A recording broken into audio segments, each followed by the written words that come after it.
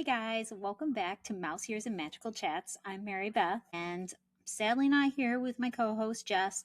She's been super busy, so we plan on recording soon.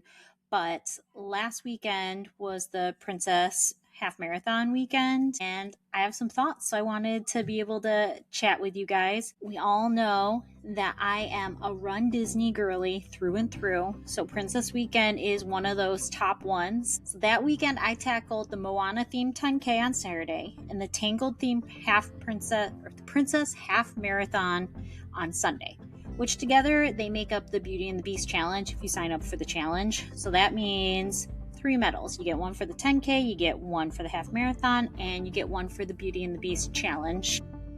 And I had my 4-year-old with me for a lot of the expo and weekend activities. So I'm also giving you the real ground level toddler in tow experience. So let's get into it. So Princess Half Marathon weekend is one of the most beloved events in the entire RunDisney calendar, though I am partial to Wine and Dine. And it honestly earns its reputation. The energy at the expo, the costumes, the characters, it's unlike any other race weekend. Like, people commit to these themes, and it makes such a difference. I saw the most incredible Moana, Rapunzels, and Belle's running out there on the course. And of course I had some of my own costumes going on. But these people, mine were Etsy specials, but a lot of people have full-on handcrafted running outfits, and it genuinely makes the miles go faster when you see these people out there and you're like surrounded by this kind of magic. So let's talk about Saturday. That was the 10K, and it was Moana theme, and it was so well done. It's only 6.2, so you don't go all the way out to the Magic Kingdom. You stick mostly in the Epcot area.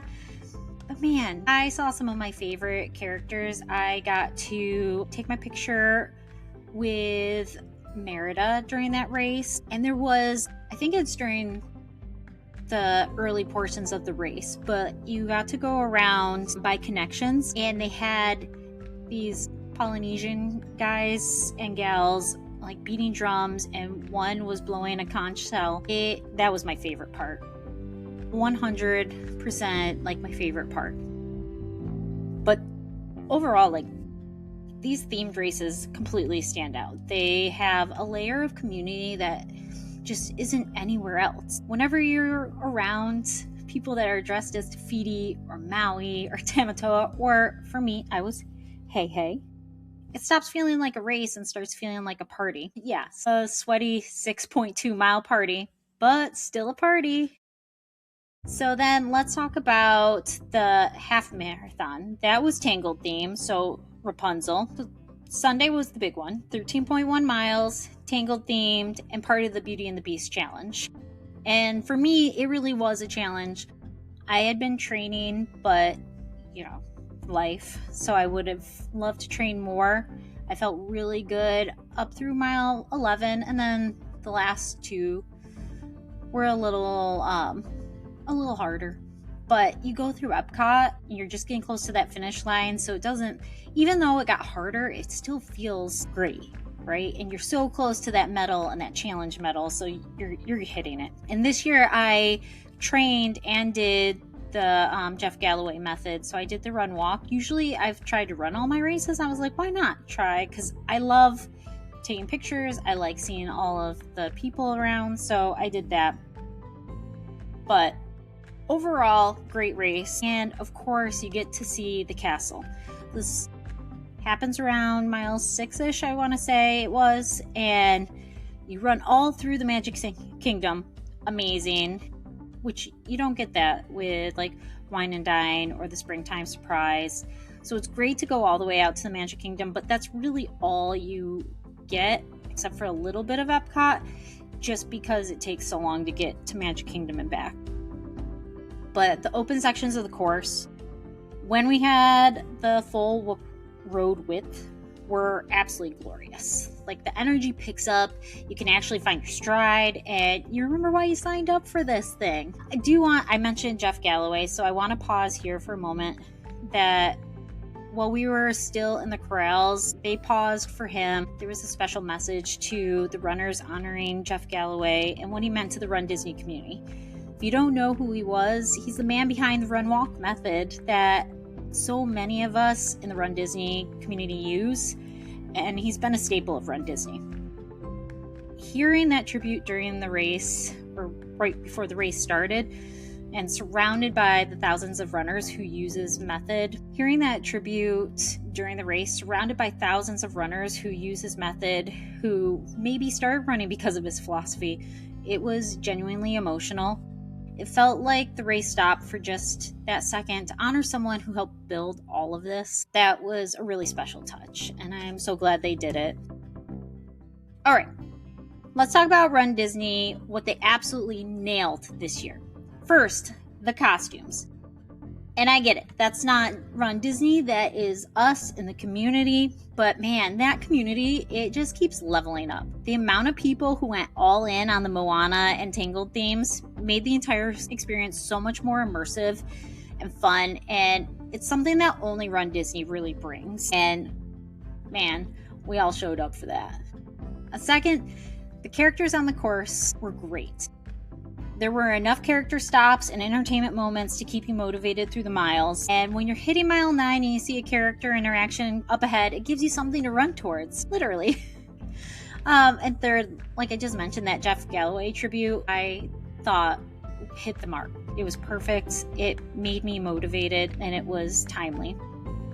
And fourth, the medals. Oh my gosh, yes, those medals. I will put up a picture of my medals, but I have to say, RunDisney did not miss on these. They are stunning. So, the cons. Now, I'm going to be real with you because that's what I do here. And if you're planning a princess weekend, you deserve the full picture. Con number 1, the Brooke shoe line at the expo. They had the Tangled and Belle Edition Brooke shoes. There was a Moana one too. But those two really caught my eye. They were stunning. I needed them in my life. But the line was so long that I had to abandon it. I had my 4-year-old with me, and at a certain point, you just have to make a mom call. And if you want the exclusive shoes at the expo, go early, go without a little one if you can, and commit to that line. If they have another drop at Springtime Surprise, I might commit to that line. It moves, but it moves slowly. I was in one room and I was getting transferred to the next room. I'm like, oh, I'm almost there. And then when I got to the next room, there was even a larger line. I was like, oh man, I can't do this to my kid. On number 2, and this one's a little bit more serious. On the half marathon course, we went through the construction over by the Polynesian, which we did last year too. But they had all the buses lined up along the course where to help manage the traffic separation, I would believe. So it was for our safety, but the buses were running, and the exhaust fumes while running through that area were not ideal. Not a deal breaker, but worth knowing if you're sensitive to that kind of thing. Hopefully that's resolved before next year. And there was this amazing bus driver that was standing there in a pothole, so we didn't get in it. But at the time I was going through that area, it's dark and the buses are running, and I came up on her so quickly that I thought I was going to run into her. I just didn't see a random person standing in the middle of the runners. So I got around her and did not hit the pothole. So that's good. And con number 3 is the course design thing. The Princess Half had quite a few single lane sections, which I get it, all RunDisney stuff does. But there's just so much road room that you can have. But with the sheer volume of runners and the fact that RunDisney draws so many people to use the run walk method, which is amazing, and I love that, those single lane sections really become congested. When you're trying to run and the path narrows, it's frustrating. The wide open sections of the course, absolute magic. You can breathe, you can run, you can find your pace. In contrast to when those single lane stretches come out, they just really stand out, because especially later in the race, I've noticed people don't necessarily move to the right anymore. They put their hand up and kind of stop where they are and start walking. So it gets more walkers than runners at a certain point. But okay. The moment you've been waiting for, the medals. I will put up a picture of these beautiful medals because they truly are. They look like they almost have like stained glass in them. I don't think it's stained glass, it's like painted, but it's awesome. I really, really love these. The details, the colors. If you were on the fence about doing the challenge, let these medals make the decision for you. They are absolutely gorgeous, and I will be displaying these proudly. And let's talk about final verdict. So is Princess Half Marathon worth it? Yes, 1,000 times yes. With a few things to plan around. Get to the expo early if you want the shoes. Give yourself grace on the congested course sections. This is probably not a PR course. And if you can, bring tissues for the Galloway tribute if that happens next year. The community, these themes, these medals, just nothing like RunDisney. I can't wait for next year. If you found this helpful, please give it a thumbs up and subscribe. I have more RunDisney content if you want to scroll through. We're going to be talking about some Disney resorts coming up, park content coming your way. Please drop a comment. Are you a Princess Weekend veteran, or is this on your bucket list? I'd love to know. I'll see you next year.